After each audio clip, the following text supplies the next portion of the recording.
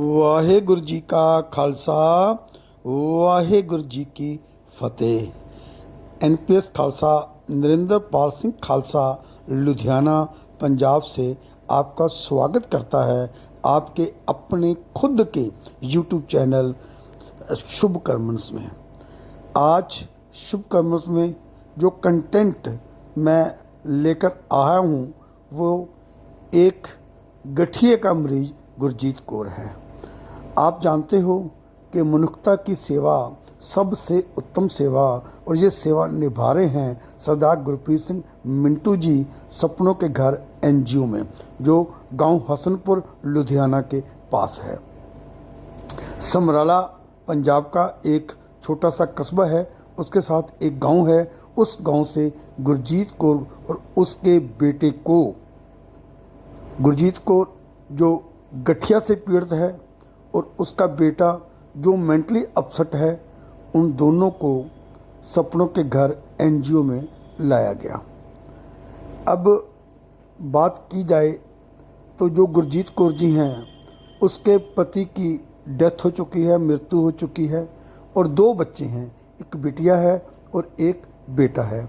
बिटिया की वो शादी कर चुकी हैं जैसे तैसे, और जो बेटा है वो दिमागी तौर से परेशान है और अपनी माँ को, जो गठिया से पीड़ित है, जिसके हाथ चलते नहीं हैं, हाथ दोनों के दोनों ऐसे लटके हुए हैं, सुन्न पड़े हैं और पाँव भी उनके सुन्न पड़े हैं, तुर फिर नहीं सकते, बेड पे ही रहते हैं। उसकी वो खूब मार पिटाई करता था क्योंकि दिमागी तौर पे परेशान था। गांव की पंचायत हो या गांव का कोई सरपंच हो या कोई पंच हो या कोई मोतबर बंदे हों या कोई मोहल्ले वाला हो, बहुत कम लोग उनकी केयर करते थे। कुछ ऐसे लोग थे जो गुरजीत कौर जी को, जिनकी उम्र मात्र 50 साल के करीब है, उनको खाना वगैरह दे देते थे, लेकिन गुरजीत कौर को ये भी दिक्कत होती थी पखाना जाने की, जंगल पानी जाने, क्योंकि वो उठ नहीं सकती थी, मजबूर थी कि उसको कोई पखाना भी कराए, इसीलिए वो कम खाना खाती थी कि उसको जो ये लैट्रिन है वो कम आए। बहुत ही क्रिटिकल पोजीशन थी, घर का बुरा हाल था, घर में कोई कमाई का साधन भी नहीं था और घर पूरा बिखरा पड़ा था, गंद के साथ भरा हुआ था। और कुछ लोगों ने उनको देखा और कांटेक्ट किया सरदार गुरप्रीत सिंह मिंटू जी के साथ, और उन्होंने कहा कि आप इनको लेकर एनजीओ में सपनों के घर में आ जाओ, और वो आ गए।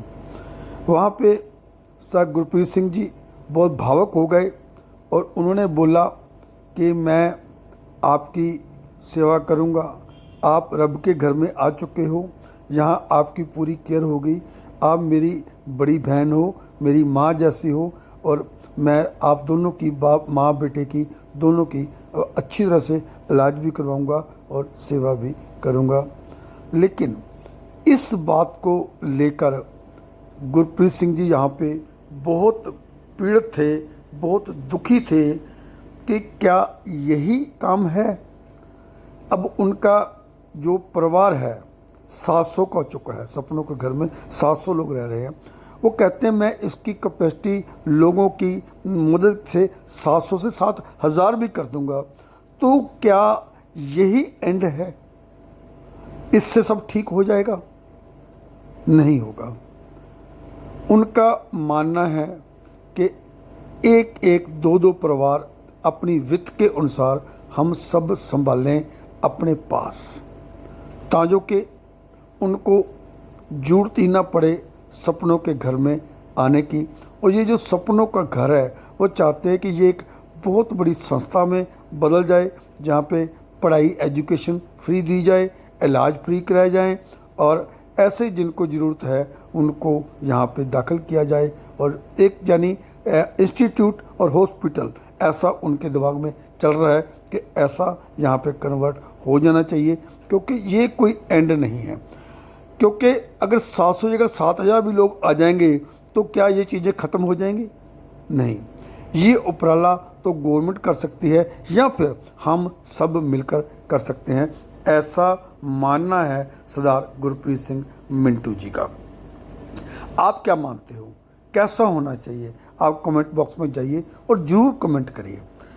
आप इस वीडियो को ज़्यादा से ज़्यादा शेयर करिए ताकि कि लोगों को पता चल सके कि कोई अगर किसी की हेल्प नहीं कर सकता, नहीं होती, लेकिन हमारा फ़र्ज़ बनता है कि हम कम से कम गुरप्रीत सिंह जी तक, इस NGO तक उनका जो है वो पहुंचा दें ताकि कि वो वहाँ जाकर अपने आप को थोड़ा सा रिलैक्स फील कर सकें।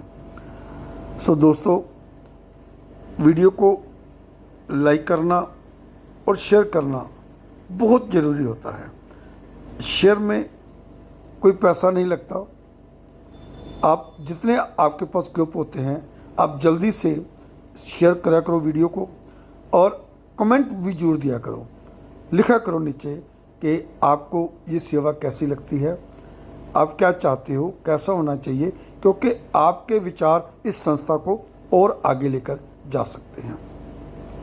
एक और मैं विनती करूंगा कि हम सबको चाहिए कि हम फिज़िकली तौर पे भी इस संस्था में जाएं और जो वहाँ पे लोग रह रहे हैं उनको बोलें कि आपका परिवार हम हैं, हम आपके साथ खड़े हैं। उनको रियलाइज़ कराइए, उनको फील कराइए कि आप उनके रिश्तेदार हो, ताकि कि वो जो ज़िंदगी जी रहे हैं उनको थोड़ी सी खुशी मिले। और वहाँ पे जाके देखिए कि कैसे व्यवस्था चल रही है खाने की। किचन को देखिए, 700 लोगों का खाना कैसे बनता है, लंगर कैसे बनता है। उनकी रोज़ की क्रिया देखिए, कैसे सुबह उनको नहलाया भी जाता है जो खुद नहीं नहा सकते, जो कंघी नहीं कर सकते उनकी कंघी की जाती है, जो पगड़ी नहीं बांध सकते उनकी पगड़ी बांधी जाती है।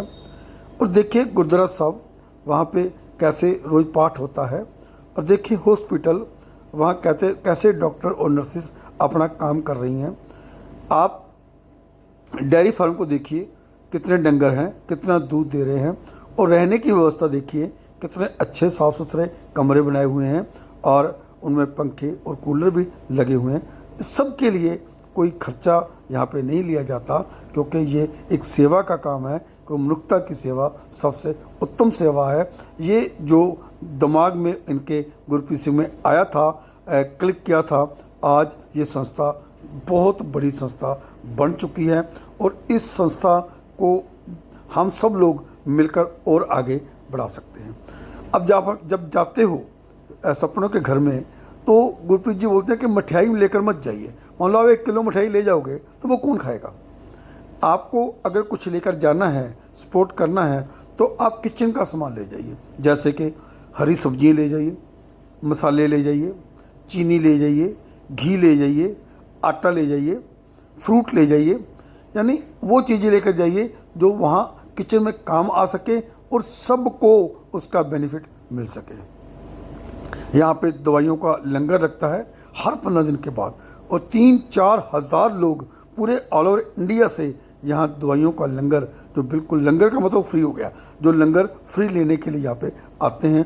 तो बहुत बड़ा ये सोशल काम यहाँ पे हो रहा है। हमें अप्रिशिएट करना चाहिए इसको और पूरा सपोर्ट भी करना चाहिए तन मन और धन के साथ। अगर मैं फंड्स की बात करूँ तो सर गुरप्रीत सिंह ने कोई भी अपना गूगल पे नंबर या पेटीएम नंबर नहीं दिया हुआ। किसी को भी पैसा ऐसे मत दीजिए। आप जब संस्था में जाओगे तो वहाँ ऑफिस में जाकर आप पैसा जमा कराइए और अपनी रसीद लीजिए, क्योंकि यहाँ पे बहुत फ्रॉड भी होते हैं, गलत लोग सामने आ जाते हैं और पैसा आपका जो हार्ड अर्नेस्ट मनी है वो उन तक पहुँचना भी चाहिए।